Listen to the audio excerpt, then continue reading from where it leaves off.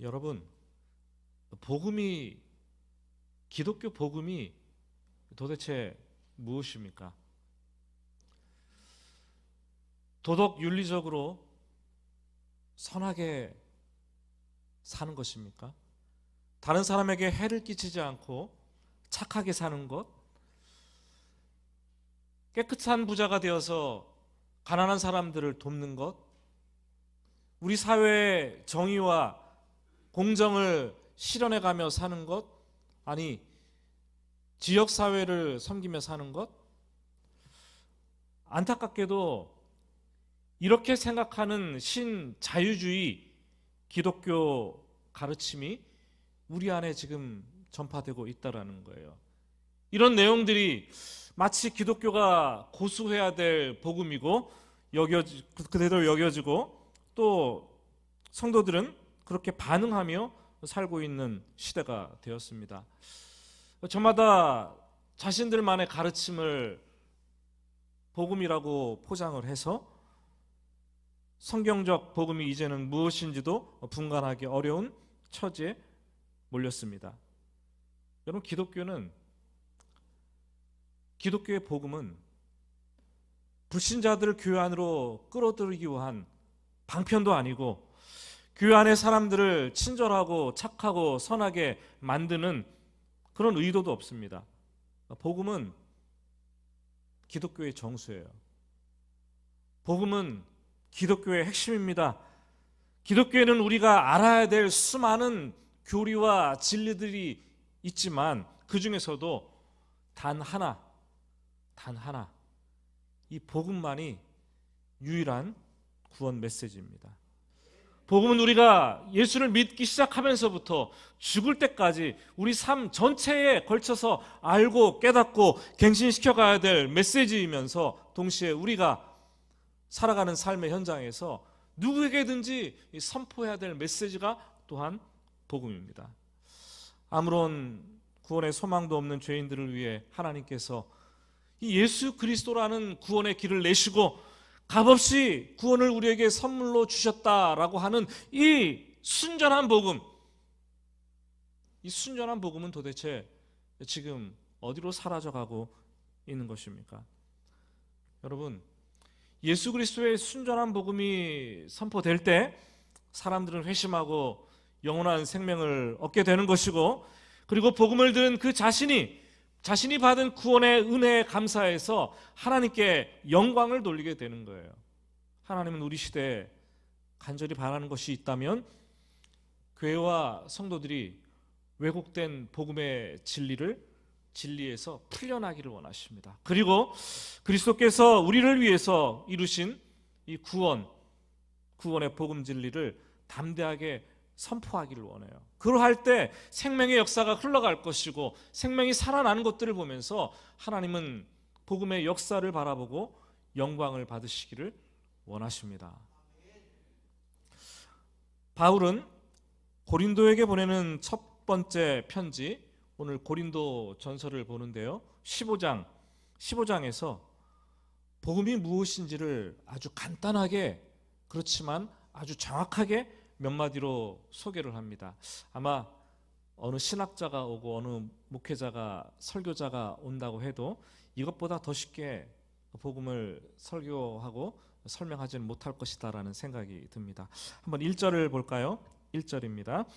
형제들아, 내가 너희에게 전한 복음을 너희에게 알게 하노니. 이미 바울은 2차 전도 여행을 하면서 고린도에 머물렀고 18개월 동안 거기에서 성도들에게 복음을 전했습니다. 하지만 이후에 돌아보니까 고린도 교회 성도들이 복음을 좀 더 알고 좀 더 넓게 좀 더 깊이 알고 누군가 계속해서 가르쳐야 될 이 필요성을 절감하게 됩니다. 고린도 교회 안에는 바울이 전했던 복음이 희미해지자 교회와 성도들의 신앙생활과 삶이 엉망진창이 되기 시작을 했어요. 서로 분파를 만들어서 분쟁을 일으켰고 세속적인 가치관이 그들 삶 속에 들어와서 이게 복음인지 세속적인 가치관인지 구별을 못하게 되었고 자기중심적인 신앙생활을 하면서 이단 사상에 의해서 기독교 진리가 마구 훼손되고 있는 현상들이 나타났습니다. 여러분, 교회가 아무리 열심히 모여도 교회 안에 복음이 살아서 역사하지 않는다면, 복음이 잘 모른다면 그 교회의 성도들과 교회는 엉망이 되게 돼 있어요. 뭔가 잘하고 열심히 하는 것 같은데 복음대로 하지 않는다면, 복음이 살아 역사하지 않는다면 우리는 세속의 삶을 교회에서 드러내면서도 그게 복음이라고 착각하고 살아가는 경우도 많이 있어요. 지금 바울은 고린도 교회의 그런 모습을 걱정하고 있습니다. 이전에 전했던 복음의 근본 진리를 다시 한번 상기시켜주고 복음에 대한 지식을 그들에게 더욱 넓혀주고 싶고 더 알게 하고 싶은 심정이 이 바울의 마음속에 가득 찼습니다. 복음을 너희에게 알게 하노니. 복음은 교회 등록해서 새가족 공부를 하는 4주 5주 동안 그때 듣고 끝마치는 게 복음이 아닙니다. 평생 예수를 믿는 사람들이 가지고 가야 되고 숨이 딸깍하고 끊어지는 그 순간에도 꼭 붙들고 있어야 될 것. 뭐 다른 거 몰라도 괜찮아요. 성경 말씀 몰라도 괜찮아요. 그러나 그 순간에도 복음을 붙들고 있어야 되는 것이고 그래야 구원이 가능하고 신앙생활을 하면서 평생 복음을 붙들고 있어야지 이 신앙의 부유함에 이를 수 있게 되는 거죠. 그렇지 않으면 복음은 에베레스트 산과 같아서 구원의 산기슭에도 이르지 못하는 그런 상황에 처하게 됩니다. 복음은 하나님께서 인간을 구원하시려고 인간에게 주신 메시지이기 때문에 인간이 그 복음을 들으면 어떤 방법으로든지 반응을 하게 돼 있어요. 또 하나님께서 반응을 요구하십니다. 누구든지 복음을 받았을 때 거절하든지 찬성하든지 반응을 합니다. 그래서 1절 하반절에도 이는 너희가 받은 것이요 그것을 받고 반응해서 그 가운데 선 것이라 라고 말을 합니다. 공원 벤치에 고개를 푹 숙이고 극도의 우울감에 사로잡혀서 앉아 있었던 한 중년 여성이 있었습니다.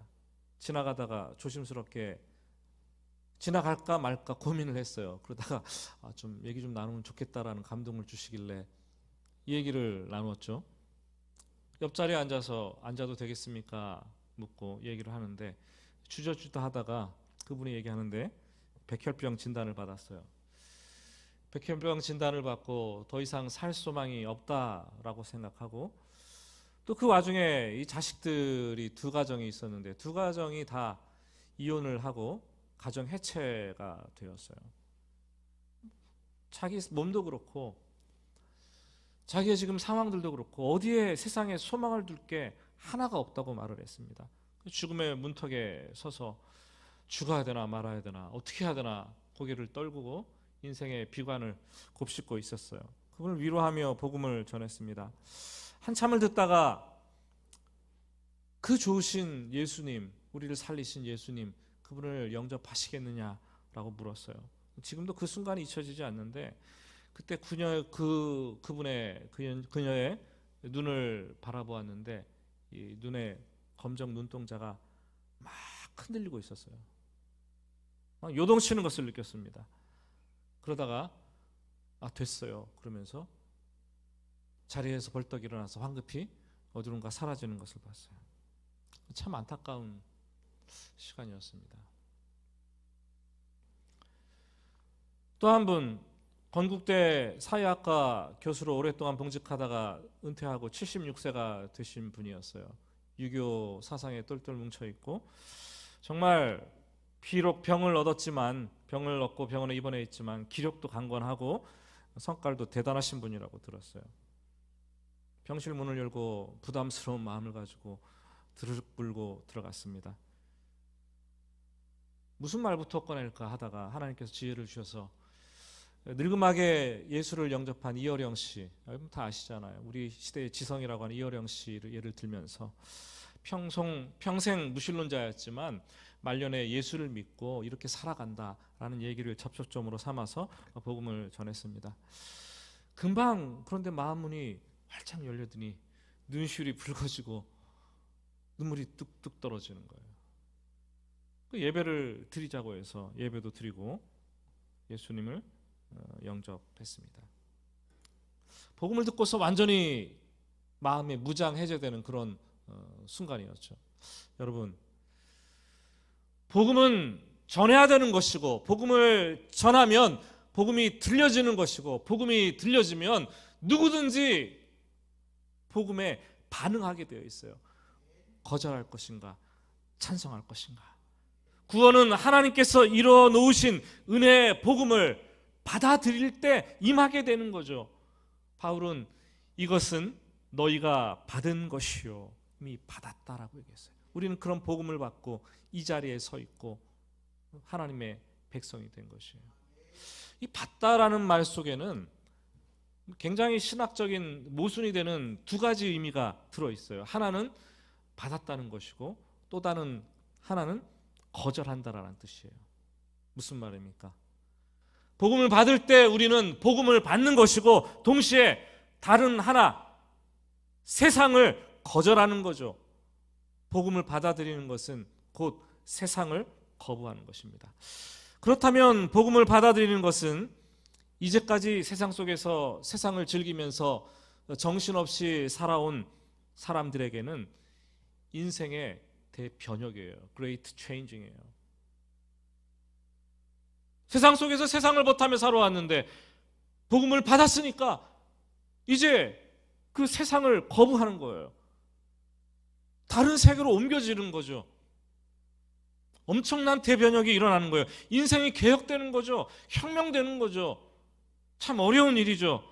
단지 예수님을 영접한다고 몇 마디 말로 고백하고 기도하는 것이 아니라 세상을 버리는 거예요.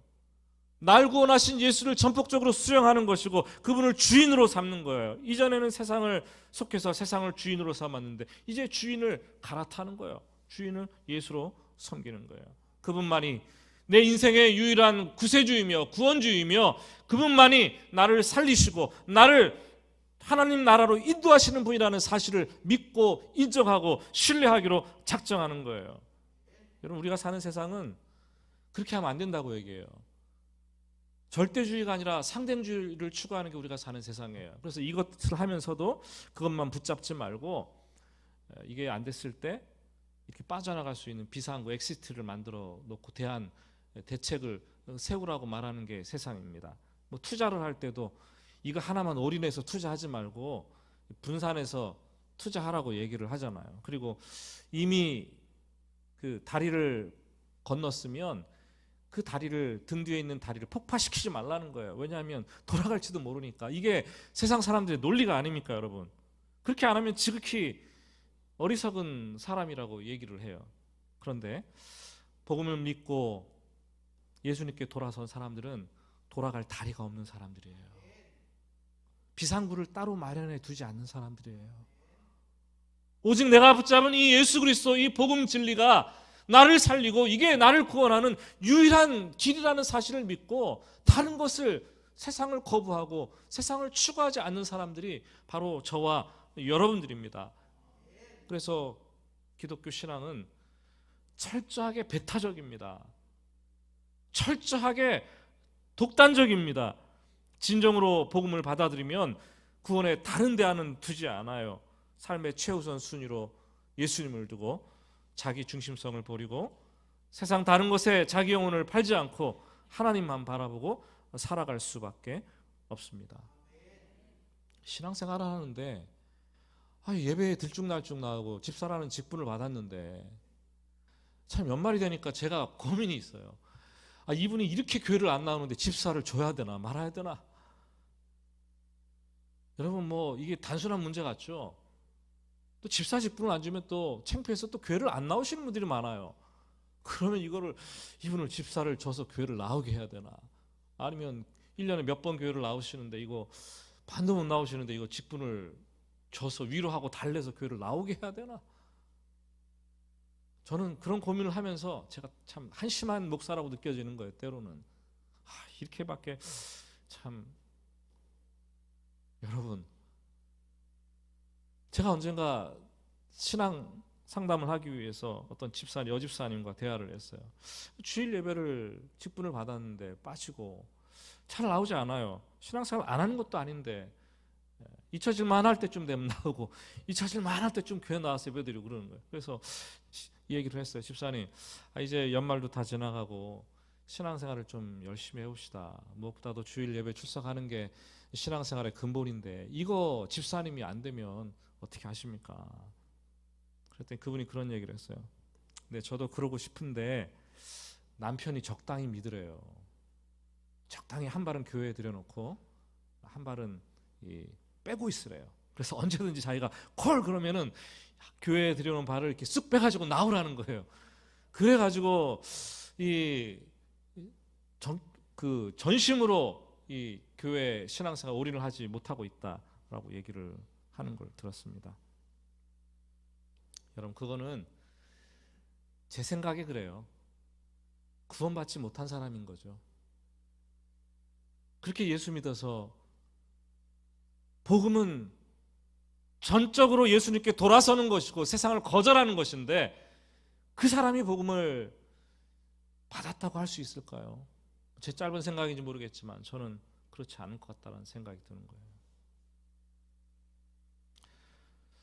바울은 복음을 받은 이후에 자신이 과거에 누리고 그토록 사랑하고 그토록 자랑했던 모든 업적들을 배설물과도 같이 여긴다라고 얘기를 했습니다. 고백을 했어요. 이것은 바울에게만 해당되는 얘기가 아니에요. 우리가 예수를 믿으면서 복음을 받았다고 하는데 그런 고백이 없다면 우리는 구원을 의심해 봐야 돼요.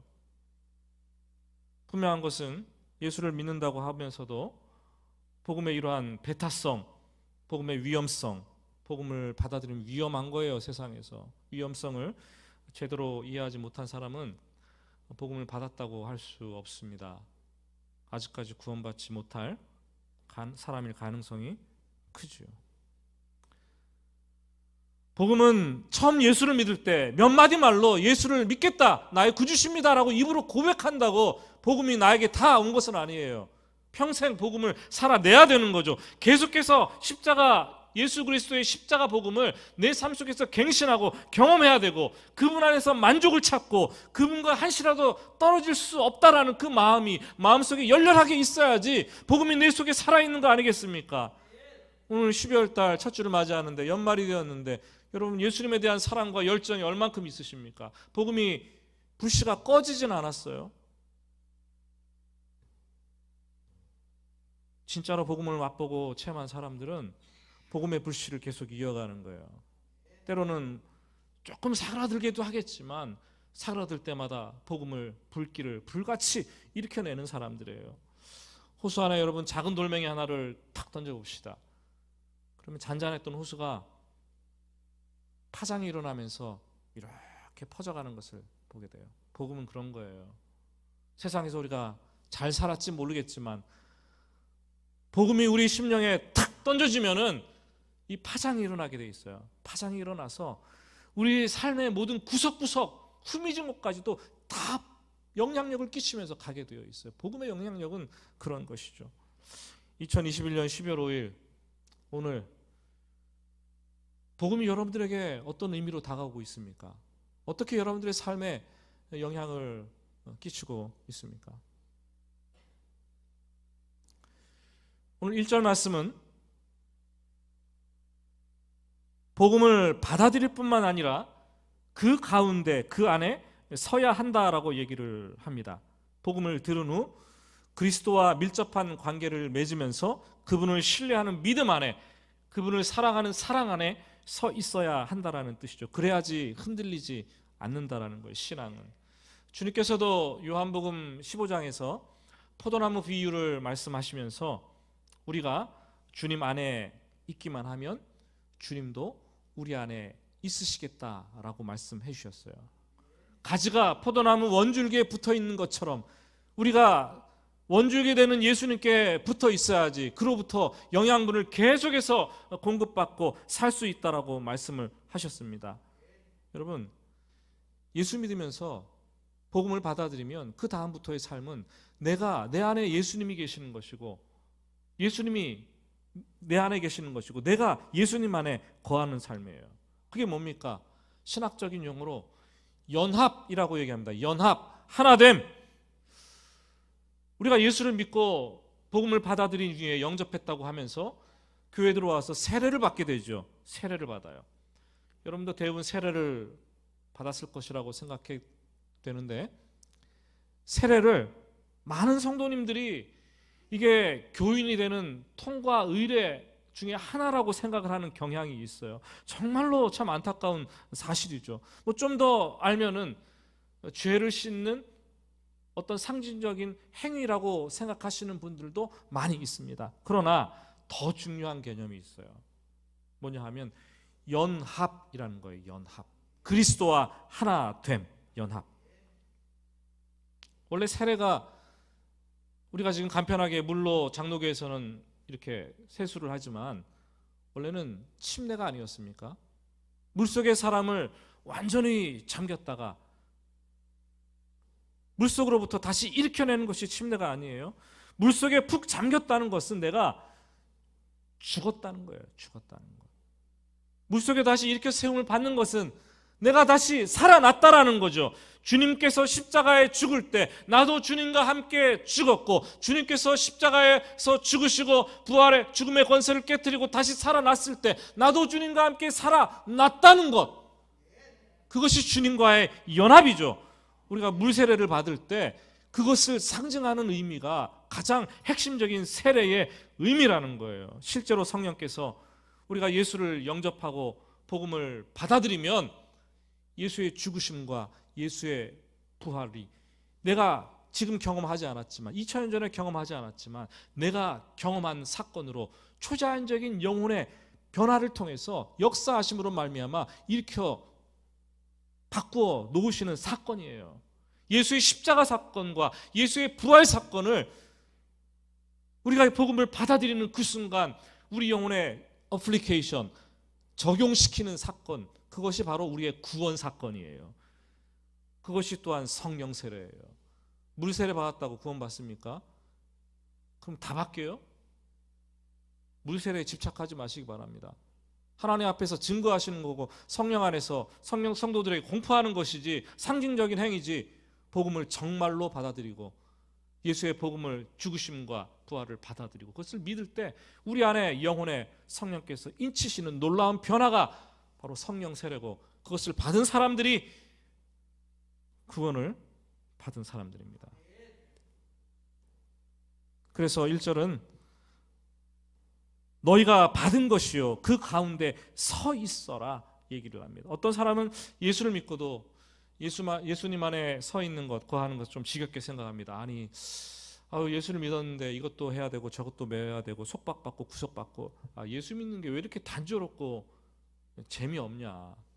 예수 안 믿는 친구들을 바라보니까 여전히 세상 속에 재미있게 놀고 부러운 거예요. 말씀드렸잖아요. 복음을 받아들인다는 것은 세상을 거절한다는 거예요. 복음을 받고 복음 안에 계속해서 거하는 것. 우리가 내 안에 거하지 아니하면 가지처럼 밖에 버려져 마르나니 주님께서 말씀하셨어요.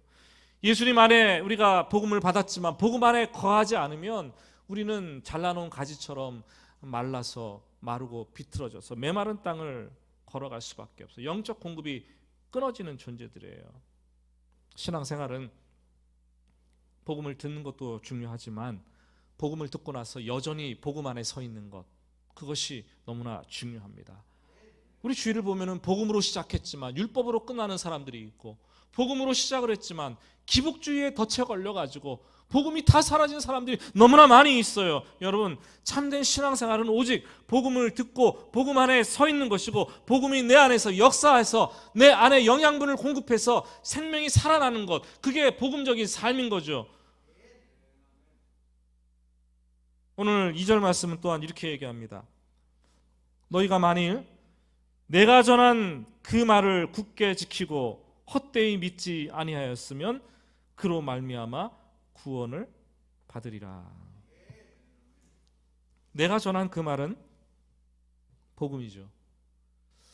성경책 66권을 여러분 올해도 몇 독 통독하신 분들이 있는데, 그 성경 66권의 내용 중에서 중요한 그 요점들을 간추려서 뽑아내서 교리들을 만들어냈잖아요. 그 교리는 기독교 2000년 역사를 토대로 만들어진 것이고, 그것을 통해서 정통과 이단을 구분하기도 하는데, 그래서 기독교는 성경 안에는 참 많은 그 신앙 교리들을 담고 있어요. 예를 들면 창조론도 그렇고 예정론도 그렇고, 이분설이냐 삼분설이냐 논쟁하는 것도, 이분설은 영혼과 육체로 인간이 구성되었고 삼분설은 영과 혼과 육이다, 이렇게 교리적인 문제를 가지고 논쟁을 하기도 하고, 또 유아 세례가 교리적이냐 성경적이냐 논쟁을 하기도 하고, 또 우리가 어렵게 여기는 삼위일체 교리가 얼마나 어렵습니까? 그런데 삼위일체라는 단어는 성경에 없어요. 여기저기에서 보니까 하나님은 삼위로 존재하신다, 뽑아내서 교리로 만들어 놓은 거죠. 과거에 종교개혁자 칼빈이 삼위일체 교리를 주장했는데, 이 세르베투스라는 또 신학자죠. 이 사람이 아니다, 삼위일체는 머리 셋 달린 괴물과도 같은 존재다, 이렇게 말해서 그 종교 재판을 하고 칼빈이 세르베투스를 화형에 처해서 죽이는 그런 일들도 있었어요. 교리가 중요해요.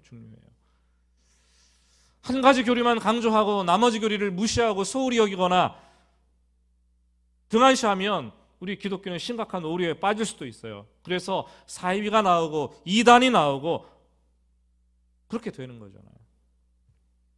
성경에서 말하는 진리에서 벗어나는 것 위험하지만, 여러분, 작고 사소한 몇 가지 교리를 우리가 받아들이지 않거나 잘못 이해했다고 해서 구원받지 못하는 것은 아니라고 생각을 합니다. 조심한 발언이기도 하는데 저는 그렇게 생각을 합니다. 그것을 하나 우리가 다르게 생각한다고 해서 우리가 받은 구원이 영원히 훼손되는 것도 아니고 위태로워지는 것도 아니라고 생각해요. 하지만 복음은 다르죠. 복음은 하나님께서 인간에게 허락하신 가장 위대한 메시지이고, 복음은 하나님께서 인간에게 주신 가장 유일한 구원의 메시지입니다. 복음을 떠나서는 구원을 받을 수가 없어요.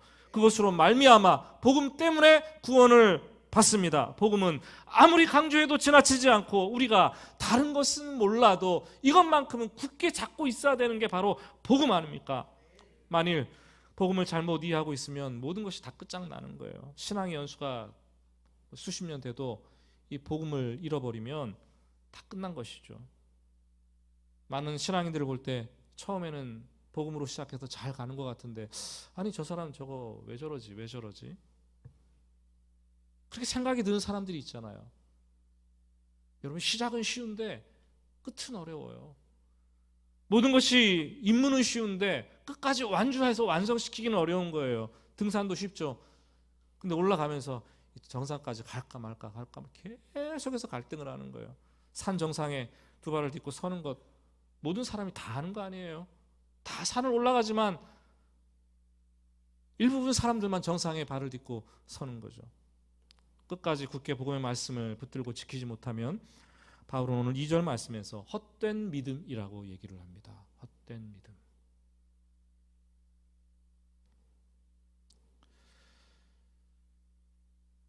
사단이 우리를 노리는 것은 우리가 믿는 어떤 기독교의 교리들보다 이 구원의 핵심 진리인 예수 그리스도의 복음을 대적하는 것이죠. 사실 많은 사람들의 손에 성경이 100권이 들려있고 성경이 1000권이 여러분들의 손에 들려있다 하더라도, 우리가 사탄에게 복음을 내어준다면, 우리가 성경을 백독하고 천독해도 이 복음을 알지 못하고 복음이 없다면 우리의 신앙은 완전히 패배한 거예요.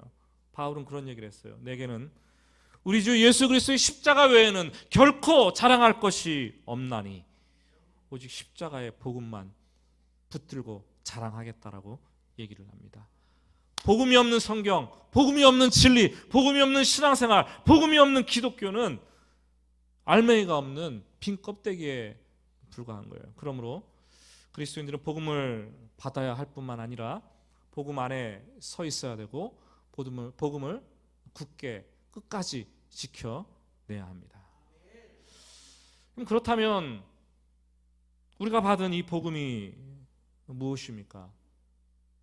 3절과 4절은 아주 간단하게 몇 단어로 요약을 해주고 있습니다. 내가 받은 것은 먼저 너희에게 전하였노니 이는 복음이죠. 복음은 성경대로 그리스도께서 우리 죄를 위하여 죽으시고 장사 지낸 바 되셨다가 성경대로 사흘 만에 다시 살아나사. 성경대로 죽으셨다가 장사 지내고 성경대로 사흘 만에 다시 살아난 것이 복음이라고 얘기를 합니다. 그래서 복음을 구성하는 큰 두 축이 있는데 하나는 죽음이라면 하나는 부활이에요. 성경에 예언한 대로 그리스도께서는 죽으셨습니다. 죽음이 그대로 이루어졌어요. 그런데 죽음은 참 두려운 것이 아닙니까? 성경은 죽음을 가리켜서 쏘는 것, 사망아 너의 쏘는 것이 어디 있느냐, 쏘는 것이라고 얘기를 해요. 여러분, 무엇이 우리를 쏩니까? 죽음은 마치 독침을 가진 이 전갈이나 또는 벌처럼 순식간에 우리를 탁 쏘고 사라집니다. 그러면 마치 날카롭고 뾰족한 것으로 우리를 찌르는 것 같아서 아프고 고통스럽죠. 두렵고 힘들죠. 죽음은 늘 승리를 해요. 그래서 인간이 죽음을 대하게 되면 아픔과 고통을 느끼는 것이고, 인간은 죽음 앞에서 이 시간과 공간의 한계를 느끼면서 존재론적인 불안을 경험하게 됩니다. 질문을 던지잖아요. 죽으면 나는 어떻게 되는 것인가? 나는 어디로 가는 것인가? 내 시간은, 내 공간은 도대체 어디에 있는 것인가? 죽음 앞에 맞닥뜨리면 질문을 던지게 됩니다. 죽음을 생각하기만 해도 죽을 것 같아요. 그래서 정말 죽을 것 같은 삶을 살아내는 사람들은 그냥 미리 지레 겁을 먹고 자살해서 죽는 거예요. 차라리 그냥 죽어버리자. 죽음이 주는 권세에 압도당하는 거죠. 그게 죽음의 불안에 직면한 실존주의 철학자들은 그것을 철학으로 풀려고 해요. 지성인들이라고 하면 철학으로. 그것으로 해결됩니까? 안 되죠. 철학으로 해결이 안 되니까 사람들은 뭔가 좀 종교에는 다른 게 있겠지, 종교로 풀려고 합니다. 이 종교가 나서고 저 종교가 나서고 죽음의 문제를 풀려고 합니다. 그런데 해결이 됩니까? 안 됩니다. 죽음의 문제를 세상 종교가 해결할 수 없어요. 세상 종교가 해결하면은 기독교의 복음은 더 이상 필요가 없는 거예요. 이 땅에 오신 주님은 이 죽음의 근원, 죽음의 원인부터 해결을 하셨습니다. 죄의 싹은 사망이요 하나님의 은사는 그리스도 예수 안에 있는 영생이니라. 죽음이 오직 죄의 원인이 된다는 것을 주님은 아셨습니다. 죽음은 죄를 통해서만 인간에게 역사를 해요. 죄를 지을 때 죄 때문에 죽음이 가져온 것이고, 죄가 없으면 이 죽음이 인간을 지배하지 못하는 거죠. 죽음과 사망의 원인은 죄죠. 아담과 하와가 죄를 지었고 우리가 이 땅을 살면서 죄를 지었고 그 벌로 사망, 형벌이 우리에게 주어졌습니다. 하나님과 분리되었고 영벌을 받을 상황에 처한 거죠. 그런데 이 땅에 오신 주님은 죽음의 원인이 무엇인지를 분명히 아셨습니다. 그리고 그 죄의 문제를 해결했어요. 우리의 모든 죄를 지고 십자가에서 대신 죽으셨습니다. 그래서 우리가 예수를 믿을 때, 그 예수를 믿을 때 우리가 십자가에 대신 죽은 것으로 주님께서는 우리 영혼을 인쳐주시는 것이고, 죄가 더 이상 우리를 죽음의 사망의 권세로 몰아가지 못하도록 우리를 죄로부터 해방시켜 주는 거 아니겠습니까, 여러분? 그래서 예수 그리스도의 십자가 죽음은 그토록 우리에게 중요한 거예요. 복음을 듣고 예수를 믿는 순간 우리가 죽음의 문제를 해결받는 것이고 영원한 생명을 얻게 되는 거죠. 또 우리가 성경에서 예언한 대로 그리스도께서 장사되었다가 사흘 만에 다시 살아나셨어요. 여러분들 예수의 부활을 믿으시죠? 그런데 통계적으로 보면은 예수의 부활을 믿지 않는 사람들이 교회 안에 20-30% 된대요. 20-30%. 역시 복음을 받았다고 하지만 구원받지 못한 사람들이에요. 그런데 우리는 예수님께서 십자가에 죽으셨고 예수님께서 부활하셨습니다 라고 몇 마디 말하고 나면 복음에 대해서 더 이상 설명할 것이 없는 것 같아요. 정작 그 복음이 나의 구원의 여정에 어떤 역할을 하고 내가 어떻게 삶의 현장에서 예수의 죽음과 부활이 일하고 있는지 우리는 잘 몰라요. 구원을 위해 꼭 부활이 있어야 되는지도 설명하지 못합니다. 마치 부활이 아주 재미있는 드라마가 쫙 펼쳐졌는데 십자가로 절정을 탁 찍었는데 거기도 끝나도 될 것 같은데 부록으로 붙은 마지막 회 정도로 생각하는 사람도 있고, 어떤 사람들은 구원의 큰 그림이 다 완성되었는데 마치 퍼즐 조각 한 조각이 덜렁 남아 있어요. 이게 부활 조각이라고 생각을 해요. 그렇지 않죠, 여러분. 바울이 전한 복음, 초대교회가 전한 복음은 십자가와 부활이 동등하게 함께 가는 거예요. 아니, 부활이 더 중요하게 여겨졌을지도 모르겠습니다. 왜냐하면 부활하신 그 주일날을 기점으로 예배를 드렸고 부활의 기쁨을 만끽하면서 부활의 증인이 되지 않았습니까, 여러분? 주님께서 나를 사랑하셔서 십자가에 죽으신 것 너무나 감사하죠. 죽음의 문제를 해결해 주신 거잖아요. 죄의 문제를 풀어주신 거잖아요. 그럼에도 불구하고 주님이 다시 살아나지 않았다면 우리는 주님을 믿을 필요가 없어요. 왜요? 이 땅의 역사상으로 되짚어 볼 때 정말로 이 땅을 살아가면서 모범적으로 산 사람 많았고 많은 사람을 사랑하면서 섬기다가 죽어간 사람들, 대신 죽어간 사람, 살신성인한 사람들, 희생한 사람들 너무나 많이 있어요. 많이 있어요.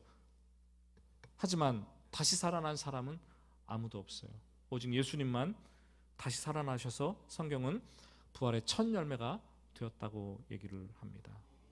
사망의 권세를 완전히 깨트리시고 죽음, 그게 끝이 아니라 영원한 생명이 있다는 것을 직접 보여주셨어요. 부활의 첫 열매가 되었다는 것은 다음 열매도 있다는 것이고 마지막 열매도 있다는 것이에요. 우리가 지금 부활의 열매가 되어서 우리가 죽음을 통과해서 부활의 열매를 우리가 체험하고 맛보게 되는 것이죠. 여러분, 죽음과 다시 살아나는 부활, 예수 그리스도 십자가 복음의 핵심입니다. 이것을 우리가 정확하게 깨닫지 못하고 이 부활의 능력과 죽음의 이 은혜가 내 삶을 감격시키지 못한다면 우리의 복음은 멈추어져 있는 거예요. 말씀을 맺습니다. 요즘 복음이 교회 안에, 기독교 안에, 성도들 안에 너무 약해졌어요.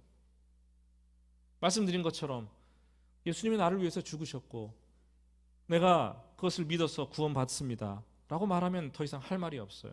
그러나 그런 말을 하고 그것을 암기했다고 해서 단순히 복음을 받은 것일까요? 복음 안에 서 있는 것일까요? 우리는 더 깊어져야 돼요.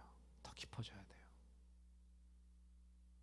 마치 광부가 금광 속에 들어가서 깊이 한계 상황까지 도달해서 이 광맥을 찾아서 금을 캐내는 것처럼 우리는 복음의 지식을 자꾸 파헤쳐야 돼요.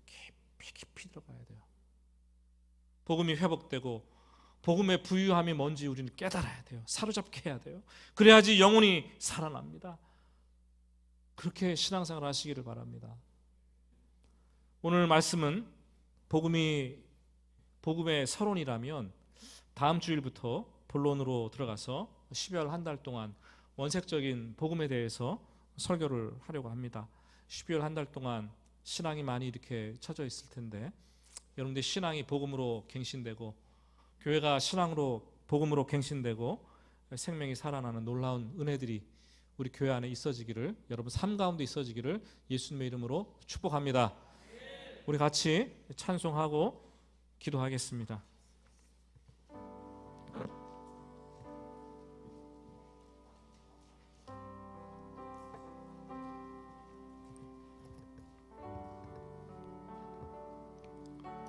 우리가 교회를 다니고 있지만 신앙생활을 하고 있지만 복음이 너무나 요원해지고 멀어진 건 아닙니까? 십자가 그 사랑이 얼마나 여러분들을 감동시키고 여러분들의 삶을 일으켜 세우십니까? 우리 찬송 부르면서 다시 한번 신앙을 고백하기를 원합니다.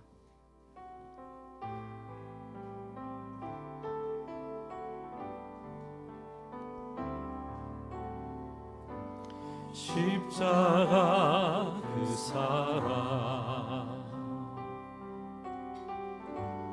멀리 떠나서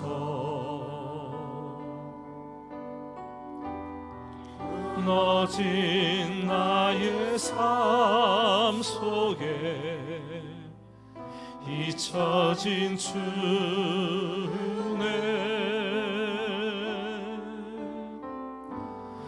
돌 같은 내 마음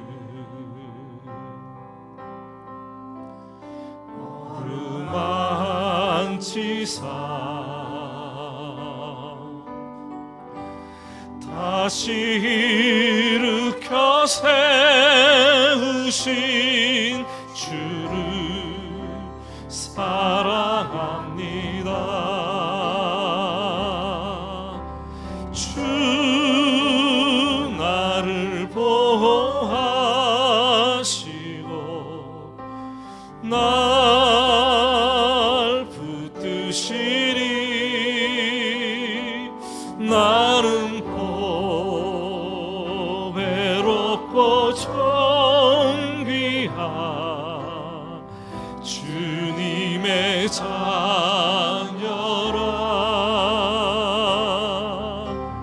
주 너를 보호하시고 널 지키시리.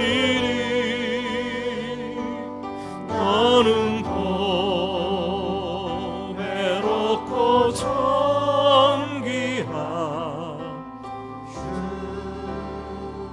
주의 자녀라. 지나간 일들을 기억하지 않고 지나간 일들을 기억하지 않고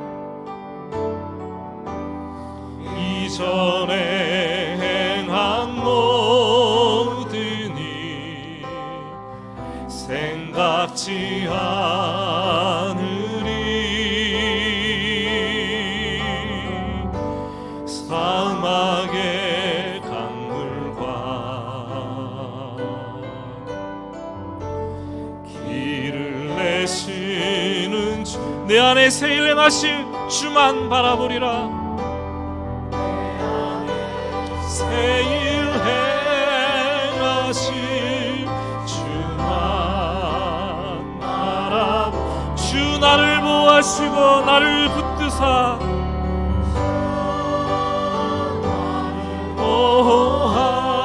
보호하시고 날 붙드시리.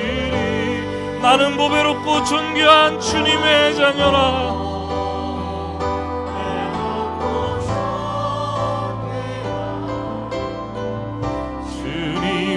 자녀라. 주 너를 보호하시고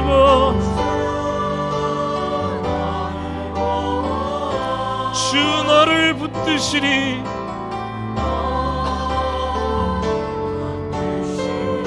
너는 보배롭고 존귀한 주님의 자녀라.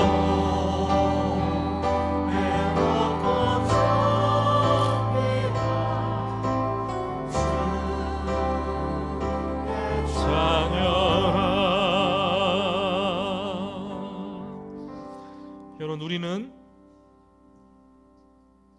인생을 여행이라고 말할 수 있어요. 지금 여행 중에 있어요. 그런데 복음을 듣고 이전에는 세상에 살았는데 이제는 주님 안에 사는 여행을 하고 있는 거예요. 예수를 믿으면서 가끔 현실의 삶이 너무 기막히고 절망적이어서 울 수 있어요. 괜찮아요. 그러나 우리가 분명히 마음속에 가지고 있어야 될 것은 이 땅의 삶이 전부가 아니라 예수를 믿고 복음을 받고 예수를 믿은 이후에 우리가 그 순간부터 영생을 살아내고 있다는 것이죠. 죽음도 영생으로 가는 하나의 관문에 불과한 것이죠. 그렇다면 현실의 삶에 집착하거나 물질을 모으고 성공하고 출세하는데 고집하지 않아요. 주님을 만나면 세상을 바라보지 않고 주님만 바라보고 세상에서 자유롭게 삽니다. 그러나 복음을 받았지만 주님 안에서 여행을 하면서 복음이 식어졌다면 우리의 생명도 죽어가는 거예요. 주님으로부터 분리되어져 가는 거예요. 기독교가 복음이 사라지고 그리스도인들이 복음이 희석되는 그런 삶 속에서 살면서 신앙생활을 한다고 착각하는 이 모습 주님께서 보시고 개탄하십니다.